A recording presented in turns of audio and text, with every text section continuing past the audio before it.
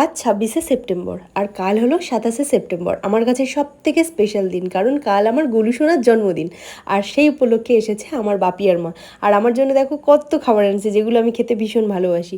তো আমার জন্য এনেছে ঝুড়ি ভাজা, নিমকি, যেগুলো এখানে পাওয়া যায় না, আমাদের কলকাতাতেই পাওয়া যায়। আর এনেছে আমার জন্য দুধ মালাই, তারপর এনেছে অমৃতি, কালো জাম, আর এনেছে আমার বোনের হাতের বানানো একদম নরম তুলতুলে তেলের পিঠে।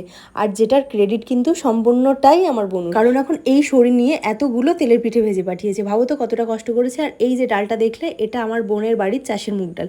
তো দেখো, আমি এখন দুধমালাইটা পেয়ে ভীষণই খুশি, কারণ কয়েকদিন ধরে ফেসবুকে স্ক্রোল করতে করতে এই দুধমালাইটাই বারবার আমার চোখের সামনে আসছিল, আর আমি এটাকে পোস্ট করতেই থাকছিলাম। তো এটা আমার মা আর বোনের প্ল্যান ছিল যে যখন আসবে দুধমালাই নিয়ে আসবে। আর দেখো, এতটা দূরের রাস্তা, প্রায় 5-6 ঘন্টা জার্নি করে দুধটা কেটে যাওয়ার একটা টেন্ডেন্সি থাকে, তাও দেখো কতটা ভালোবেসে আমার জন্য নিয়ে এসেছে। আহা, এই যে কি তৃপ্তি বলে বোঝানো যাবে না।